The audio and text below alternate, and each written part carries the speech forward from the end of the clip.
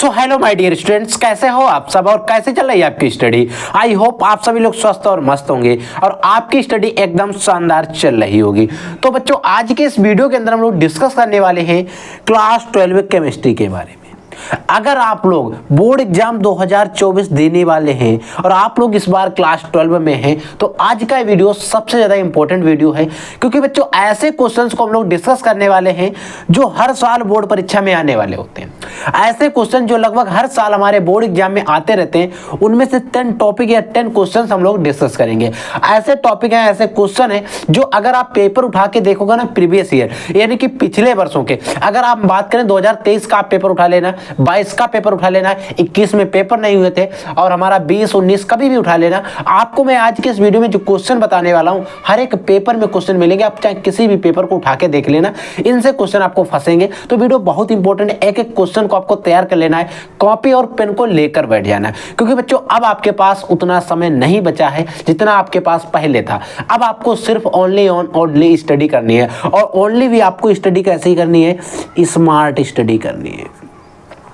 अब आपका टारगेट होना चाहिए कि हम बोर्ड एग्जाम में अच्छे से अच्छे मार्क्स ले आ सकें और हमें अगले नेक्स्ट ईयर ना पढ़ना पड़े। और बहुत सारे ऐसे स्टूडेंट हैं हमारे साथ, बहुत सारे स्टूडेंट हैं जो पिछले कई महीनों से जुड़े हैं, उनकी तैयारी तो एकदम बेहतर हो गई होगी। और जो भी स्टूडेंट हमारे साथ नए जुड़ रहे हैं, मैं आपसे वादा करता हूं, मैं आपको अच्छे से अच्छे मार्क्स दिलाकर ही छोड़ूंगा। मैं हर एक सब्जेक्ट की आपकी जो तैयारी है वो अच्छे से करवाऊंगा, प्रिपरेशन करवाऊंगा और आपको रिवीजन करवाऊंगा। और अब मैं आपके लिए जो सीरीज लाने वाला हूं, उसमें मैं प्रीवियस ईयर के कई सारे क्वेश्चन पेपर भी हल कराऊंगा, ताकि आपको अंदाजा लग सके किस टाइप से, किस लेवल के क्वेश्चन हमसे पूछे जा सकते हैं। अगर हम बात करें बच्चों, तो हमारा जो बोर्ड एग्जाम 2023 हुआ था, एक्चुअल में बोर्ड एग्जाम 2023 हुआ था, इसमें जो बायो का पेपर था, बायो का यानी कि बायोलॉजी, उसका लेवल थोड़ा हार्ड था, लेकिन फिजिक्स का जो था उसमें थोड़ा सही आया था।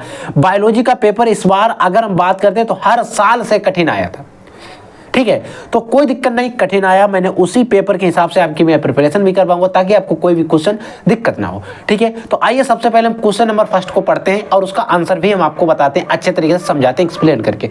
देखिए क्वेश्चन नंबर फर्स्ट क्या कह रहा है, Mn डबल पॉजिटिव आयन की अपेक्षा, यानी कि Mn ट्रिपल पॉजिटिव आयन की अपेक्षा Mn डबल पॉजिटिव अधिक स्थायी होता है, क्यों। ऐसा ही सेम क्वेश्चंस आपके बोर्ड पेपर में भी आएगा, कहेगा Mn ट्रिपल पॉजिटिव, अब या Mn ट्रिपल पॉजिटिव को वो ऐसे भी लिख सकता है, Mn ऊपर 3 पॉजिटिव, ऐसे भी लिख सकता है, Mn ट्रिपल पॉजिटिव ये भी है। Mn ट्रिपल पॉजिटिव की अपेक्षा Mn डबल पॉजिटिव जो होता है वो अधिक स्थायी होता है, क्यों। Mn को कहते हैं मैग्नीज, इसका परमाणु क्रमांक आपको पता होगा, इसका परमाणु क्रमांक होता है 23। अगर हम बात करें मैग्नीज की, तो हम ऐसे तो आप बता नहीं सकते क्यों अधिक स्थायी होता है, क्यों नहीं अधिक स्थायी होता है, ठीक है। हम इसका बनाएंगे इलेक्ट्रॉनिक विन्यास, जब इलेक्ट्रॉनिक विन्यास बनाएंगे पता चलेगा किस ब्लॉक का तत्व है, ठीक है। तो Mn डबल पॉजिटिव हमें पता है, Mn का हमें बनाना है, Mn का परमाणु क्रमांक हमें पता ही कि कितना होता है बच्चों, 23। और कितना पहले हम बनाएंगे डबल पॉजिटिव का। डबल पॉजिटिव का जब हम इलेक्ट्रॉनिक विन्यास बनाएंगे, इसका इलेक्ट्रॉनिक विन्यास करेंगे, तो आपको पता ही इलेक्ट्रॉनिक विन्यास करना आता है 1s2, 2s2, 2p6, 3s2, 3p6, यहां तक हमने बना लिया इसके इलेक्ट्रॉनिक विन्यास। अब हमें क्या करना है, इसके इलेक्ट्रॉन को काउंट कर लेना है, ताकि हमें कोई दिक्कत ना हो। 3p6 हो गया, अब 3d आएगा यहाँ पर 5, 4p नहीं आएगा, 3d5 आएगा, क्योंकि 4s और 4p नहीं आएगा, क्योंकि ये डी ब्लॉक का तत्व है। अगर हम बात करते हैं, ठीक है सर, आप कहोगे p क्यों नहीं आया, s क्यों नहीं आया, d क्यों आ गया, क्योंकि बच्चों डी ब्लॉक का तत्व है। p में अगर भरते तो s आता है, s के कक्षक से क्या होते हैं, इलेक्ट्रॉन निकल जाते, तो कोई दिक्कत नहीं। अब देखिए 2 दूनी 4 और 6 4 10, 10 और 2 12 और 6 18 और 5 23 हो गए। यहाँ पर देखिए 6 5 11, 2 13, 13 और 6 19, 2 21 और 2 23, समझ में आ गया, 23 हो गए। अब देखिए इसका, अब हमें यहाँ पर बचा कितना, 25, 23 बचा। अब देखिए 23, अगर हम बात करें एक्चुअल में इसका परमाणु क्रमांक कितना होता है, एक्चुअल में Mn का जो परमाणु क्रमांक होता है वो कितना होता है, इस पॉजिटिव का निशान का मतलब इससे इलेक्ट्रॉन निकले हैं। अब अगर हम Mn का जो रियलिटी में जो परमाणु क्रमांक होता है वो बच्चों 25 होता है, Mn का होता है जो वो 25 होता है। अब इससे 2 निकले तो 23 बचे। अब हमें एक और बनाना है Mn ट्रिपल पॉजिटिव का। अब इसका कितना बचेगा, 22 बचेगा, क्योंकि अगर 25 से हम 3 निकालेंगे तो 22 बचेगा। जब हम इसका बनाएंगे तो 1s2, 2s2, 2p6, 3s2, 3p6, आना चाहिए 4s2, लेकिन 3d आएगा यहाँ पर। अब 3d आएगा 4, क्योंकि यहाँ पर एक इलेक्ट्रॉन और कम है। ठीक है, जब हमने इलेक्ट्रॉनिक विन्यास बना है, अब ये डी ब्लॉक का तत्व है, तो जो लास्ट इलेक्ट्रॉन होगा वो डी कक्षक में जाएगा। जब हमने इलेक्ट्रॉनिक विन्यास इनका किया तो हम देख रहे हैं हम डी में अधिकतम से अधिक कितने इलेक्ट्रॉन भर सकते हैं, डी 10 होता है, यानी कि इसमें 5 कक्षक होते हैं। ऐसे करके आपने पढ़ा होगा 1 2 3 4, 1 2 3 4 5, और प्रत्येक में 10 इलेक्ट्रॉन भर सकते हैं, प्रत्येक में 2। ऐसे ऐसे आपने चित्र बना हुआ देखा होगा अपनी बुक्स में या कहीं ना कहीं, प्रत्येक में 10 भर सकते हैं। ठीक है, अगर 10 का आधा करें, 10/2 करें तो कितना आएगा, 5 आएगा। सही सी बात है। तो अगर हम 5 लिखें तो कहेंगे अर्ध भरा है, लेकिन ये आधे से भी कम भरा है। और डी ब्लॉक की खासियत होती है, अगर अर्ध पूरित इलेक्ट्रॉन जो है वो ज्यादा अधिक स्थायी होता है। पूर्ण भरे या अर्ध पूरी के इलेक्ट्रॉन जो होते हैं, कक्षक होते हैं, वो ज्यादा स्थायी होते हैं। तो हमने इनमें इलेक्ट्रॉनिक विन्यास बनाया, तो मैंने कहा कि Mn डबल पॉजिटिव है, अधिक स्थायी होता है। क्यों हमने फिर किया, हमने किया इनका इलेक्ट्रॉनिक विन्यास बनाने का प्रयास किया। हमें पता है मैग्नीज का जो एक्चुअल में परमाणु क्रमांक होता है वो 25 होता है। अब जब डबल पॉजिटिव है तो इसमें 25 से अगर हम 2 निकालेंगे तो Mn 23 डबल पॉजिटिव आ जाएगा। अगर हम 25 से 3 निकालेंगे, क्योंकि 3 पॉजिटिव थे, तो Mn 22 positive, 22 Mn positive, 22 Mn triple positive आएगा। जब हम इसका इलेक्ट्रॉनिक विन्यास बनाएंगे, अगर आप इनको जोड़ेंगे ऊपर वाले तो 22 निकलेंगे। ठीक है, अब हमने क्या किया, हमें लिखना है क्यों अधिक स्थायी होता है। तो हमने क्या लिखा है, इलेक्ट्रॉनिक विन्यास बनाने पर यह ज्ञात हुआ, हमने इलेक्ट्रॉनिक विन्यास बनाए तो हमें ज्ञात हुआ कि Mn डबल पॉजिटिव आयन अर्धपूरित इलेक्ट्रॉन उपस्थित है। Mn डबल पॉजिटिव में अर्धपूरित इलेक्ट्रॉन यानी कि 5 इलेक्ट्रॉन उपस्थित हैं। ठीक है, जिसके कारण 3d उपकोष अधिक स्थायी होता है। जिसके कारण क्या होता है, 3d जो उपकोष होता है वो अधिक स्थायी होता है। कैसा होता है बच्चों, अधिक स्थायी होता है। इसीलिए Mn ट्रिपल पॉजिटिव की अपेक्षा Mn डबल पॉजिटिव अधिक स्थायी है। क्यों अधिक स्थायी है, क्योंकि 3d उपकोष में अर्धपूरित इलेक्ट्रॉन है, और अगर अर्धपूरित इलेक्ट्रॉन होता है 3d उपकोष में तो वो अधिक स्थायी होता है। समझ में आ गया। ऐसे ही आपको अब Cu डबल पॉजिटिव आ सकता है, Mg डबल पॉजिटिव आ सकता है, ऐसे क्वेश्चन आ सकते हैं। लेकिन आपको वहां पर घबराना नहीं, बस आपको परमाणु क्रमांक पता है। अगर प्लस में दिए तो आप उससे उतने इलेक्ट्रॉन हटा दीजिए, उससे कम कर दीजिए, अगर माइनस में दिए तो उतने उसमें जोड़ दीजिए, कोई दिक्कत नहीं होगी। अगला हमारा टॉपिक या क्वेश्चन है, देखिए कि अक्रिय तत्वों की किन्हीं 3 विशेषताएं बताइए। जो हमारे अक्रिय तत्व होते हैं इनकी किन्हीं 3 जो विशेषताएं हैं उनके बारे में बात करना है। तो वर्ग 18 के तत्वों को अक्रिय तत्व या शून्य वर्ग के भी तत्व इनके कहते हैं। अब होता क्या है, ये तत्व जो होते हैं अक्रिय इसलिए होते हैं क्योंकि किसी भी अलग कंपाउंड से अभिक्रिया नहीं करते, बहुत कम अभिक्रिया करते हैं, यानी कि ना के बराबर। उसमें जो हीलियम होता है वो तो ना के बराबर करता है। देखिए अगर हम बात करें तो इन तत्वों के अष्टक पूर्ण होते हैं। इनके जो अष्टक होंगे तत्वों के वो पूर्ण होते हैं, जिससे कि इनके अष्टक पूर्ण होने के कारण कभी से क्रिया नहीं करते। इनकी एक विशेषता भी है। ठीक है, एक क्रियाशील नहीं होते। क्यों नहीं होते, क्योंकि इनके अष्टक पूर्ण होते हैं, इसीलिए किसी से क्रिया करते नहीं, इलेक्ट्रॉन का आदान प्रदान बहुत कम करते हैं, यानी कि ना के बराबर करते हैं। लेकिन इनकी जो इलेक्ट्रॉन बंधुता होती है वो शून्य ना की, इलेक्ट्रॉन बनने की जो क्षमता होती है वो ना के बराबर होती है। अगर हम बात कर देते तो शून्य कह देते हैं, शून्य ही होती है। ठीक है, तो ये थे 3 इसके टॉपिक, मतलब इसकी जो विशेषताएं थी, इसके कैरेक्टर्स थे। क्योंकि कैरेक्टर जो अगर हम बात करें तो पेपर में क्या होता है, कभी कभी 1 से 2 नंबर में 1 या 2 कैरेक्टर पूछ लिए जाते हैं, इसीलिए आपको एक कैरेक्टर जरूर याद रखना है। जो हमारे अक्रिय तत्व है, वर्ग 18 के तत्व हैं, उनको आपको क्या करना है, पढ़ लेना, उनके परमाणु क्रमांक याद कर लेना। अगर आप नहीं पढ़ पाते, नहीं याद कर पाते तो आप हमारे किसी वीडियो के कमेंट सेक्शन में बता देना। हम आपको 2 से 3 वर्ग जो हैं जो इंपॉर्टेंट है, यानी कि बोर्ड के पॉइंट ऑफ व्यू से इंपॉर्टेंट है, हम उनको आपको बता देंगे। आपको पूरी पीरियोडिक टेबल पढ़ने की जरूरत नहीं, वो तो आपने 11th में पढ़ा ही होगा, नहीं पढ़ा तो कोई दिक्कत नहीं है, हम आपको जो इंपॉर्टेंट है वो पढ़ा देंगे। ठीक है बच्चों, अगला क्वेश्चन है, टॉपिक देखिए क्या है। अगला क्वेश्चन है जो इस पर आप इंपॉर्टेंट डाल लीजिए और वेरी वेरी इंपॉर्टेंट डाल लीजिए, क्योंकि ये जो क्वेश्चन है आपके बोर्ड एग्जाम में फंसने वाला है। क्या क्वेश्चन है, पढ़िए इसको, कि सिद्ध कीजिए कि ग्लूकोज में 5 हाइड्रोक्सिल समूह उपस्थित होते हैं। हाइड्रोक्सिल समूह का मतलब इसमें 5 OH समूह उपस्थित होते हैं, ऐसा हमें सिद्ध करना है। ठीक है, अब क्यों उपस्थित होते हैं, कैसे उपस्थित होते हैं, हमें पूरा सिद्ध करना होता है। तो हमने विद एग्जांपल के साथ इसमें बात करेंगे। आपको क्वेश्चन का चाहे स्क्रीनशॉट ले लीजिए, मैं भी कुछ नहीं करूंगा, आप स्क्रीनशॉट ले लीजिए या आप इसको नोट डाउन कर लीजिए। देखिए होता क्या है, जब ग्लूकोज की क्रिया PCl5 फास्फोरस पेंटाक्लोराइड के साथ होती है तब क्या होता है, ग्लूकोज में उपस्थित जो OH समूह, जो ग्लूकोज में OH समूह उपस्थित है, ये क्या होता है, OH समूह उपस्थित होता है, क्लोरीन के द्वारा विस्थापित हो जाते हैं। जब इसमें जो क्लोरीन लिए हमने, इसके द्वारा क्या होते हैं, विस्थापित हो जाते हैं, यानी कि जहां पर ग्लूकोज OH है वहां पर क्लोरीन आ जाता है, विस्थापित हो जाते हैं, जिससे यह सिद्ध होता है, क्योंकि विस्थापित हो जाते हैं, इससे यह सिद्ध होता है कि ग्लूकोज में 5 हाइड्रॉक्सिल समूह उपस्थित होते हैं। अब आपको कैसे पता 5 होते हैं, जब हमने बैलेंसिंग की तब हमें पता चला। अब हमने क्या किया, ग्लूकोज की रिंग बना ली। अब हमने जहां पर क्या था, OH था, उसकी जगह पे हमने Cl लगा दिया। यहाँ पर OH था, यहाँ पर तो देखिए 4 यहाँ पर वोल्टेज और 1 यहाँ, तो यहाँ पर 5 हाइड्रॉक्सिल समूह उपस्थित थे। ये हमने सिद्ध किससे कर दिया, PCl5 की क्रिया कराने से, यानी कि यहाँ पर Cl आ गए। Cl कितने हो गए, 4 इधर है, 1 इधर है, 5 है। अब क्या हो, POCl3 निकल गया और H जो H था यहाँ का वो HCl के रूप में यहाँ निकल गया। ठीक है, अब हमने यहाँ पर बैलेंसिंग कर दी, 25 हमारे पास टोटल हो गए। अब हमें 25 Cl करने थे। 25 Cl करने के लिए हम क्या करेंगे, 5 हमने यहाँ लिए और 5 या 15, 5 20 और 5 इधर आ गए, 25 हो गए हमारे, कोई दिक्कत नहीं। अगला क्वेश्चन देखिए। देखिए बच्चों, जो अगला क्वेश्चन है, कहता है ग्लूकोज का रासायनिक परीक्षण। होता क्या है, बोर्ड एग्जाम में क्वेश्चन आ जाता है कि कभी कभी ग्लूकोज का कोई एक रासायनिक परीक्षण लिखिए, ग्लूकोज का परीक्षण लिखिए, ग्लूकोज का रासायनिक परीक्षण लिखिए। कभी कभी बोर्ड एग्जाम में हमसे क्वेश्चन पूछ लेता है, और हो सकता है बोर्ड एग्जाम 2024 में पूछ ले, तो इंपॉर्टेंट है, क्योंकि अब की लगभग 1 से 2 साल से आया नहीं इस पर रिलेटेड क्वेश्चन है, तो हो सकता है पूछ लिया जाए। तो इसीलिए आपको ग्लूकोज का जो रासायनिक परीक्षण है, कैसे पहचाने कि ग्लूकोज है, रासायनिक परीक्षण जब होता है तो क्या देता है, क्या निकलता है, किसके कराने पर होता है, तो लगभग 2 से 3 परीक्षण होते हैं ग्लूकोज के। एक टालेन अभिक्रमक से, जो हम आज की इस वीडियो में डिस्कस कर लेंगे। जब ग्लूकोज को टालेन अभिक्रमक के साथ प्रवाहित करते हैं, टालेन अभिक्रमक है उसके साथ प्रवाहित करते हैं, तो रजत दर्पण देता है। आपको इतनी याद रखना है, जब ग्लूकोज को टालेन अभिक्रमक के साथ प्रवाहित करते हैं तो रजत दर्पण देता। हमें इतनी चीज पता होनी चाहिए। ठीक है, हमें ग्लूकोज का सूत्र पता होना चाहिए। अगर आप इसको सही से लिखोगे तो C6H12O6 ही आएगा। कैसे आएगा, C6 2 1 और इधर 4 है, 2 और 1 और 4 कितने हो गए, 5 6, C6 होगा।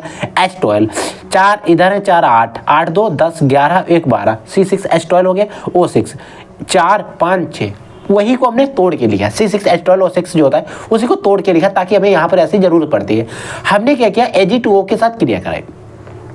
एक क्या बच्चों, हमारा टालेन अभिक्रमक है जो यहाँ पर लिखा हुआ है। क्या है, टालेन अभिक्रमक, याद रख लो कि चाहे आप इसका नाम लिख लीजिए। जब हमने इसके साथ क्रिया कराई तो इसका जो OH था, OH इसका O था, और यहाँ से हाइड्रोजन लिया और इसका O जो था यहाँ वाला, ये क्या हुआ, इसके साथ क्रिया कर ली। इसके साथ क्या करी, क्रिया। अब जो यहाँ पर एक O है वो यहाँ पर आ जाएगा, कहाँ जाएगा, ऊपर। अब क्या होगा, यहाँ पर जहाँ पर एल्डिहाइड समूह है, CHO समूह है, यहाँ पर ओइक एसिड आ जाएगा। COOH होता है ओइक एसिड। ठीक है, कार्बोक्सिलिक अम्ल का जो ग्रुप होता है वो आ गया। यहाँ पर जो O था वो यहाँ आ गया, और यहाँ पर जो बचा Ag2। अब 2Ag, हमने Ag2 हमने क्या किया, इसको Ag2 को 2Ag लिख दिया ऐसे, और यही हमारा रजत दर्पण है। अगर हम टालेन अभिक्रमक के साथ ग्लूकोज को प्रवाहित करते हैं तो Ag जरूर बनेगा, 2 अणु Ag के बनेंगे, और इस 2 अणु जो बनते हैं Ag के, इसलिए इन्हें हम रजत दर्पण कहते हैं। यही हमारा ग्लूकोज का रासायनिक परीक्षण है। और एक होता है फेलिंग विलेन के साथ, तो वो भी हम आपको बता देंगे, कोई दिक्कत नहीं है, अगले वीडियो में उस पर भी डिस्कस करेंगे। लेकिन आपको टालेन अभिक्रमक पे ज्यादा पूछा जाता है, तो आपको इसको जरूर याद रखना है। ठीक है बच्चों, अगला क्वेश्चन है विटामिन पर संक्षिप्त टिप्पणी करिए, क्योंकि विटामिन पर क्वेश्चन भी बोर्ड एग्जाम में पूछ लिए जाते हैं। देखिए विटामिन क्या होते हैं, एक प्रकार के जटिल कार्बनिक पदार्थ होते हैं, सबसे पहले आपको पता होना चाहिए। जो बच्चों हमारे विटामिन होते हैं एक प्रकार के जटिल कार्बनिक पदार्थ। एक चीज याद रखना, कैसे पदार्थ है, कार्बनिक पदार्थ है, अकार्बनिक नहीं है, कार्बनिक है। ठीक है, कार्बनिक है, यानी इनऑर्गेनिक नहीं है, ऑर्गेनिक कंपाउंड्स हैं। ठीक है, पदार्थ होते हैं। विटामिन की खोज सी फंक, या फंक आप पढ़ते हैं या फंक पढ़े, कुछ भी पढ़े, इंग्लिश में FUNK लिखा जाता है।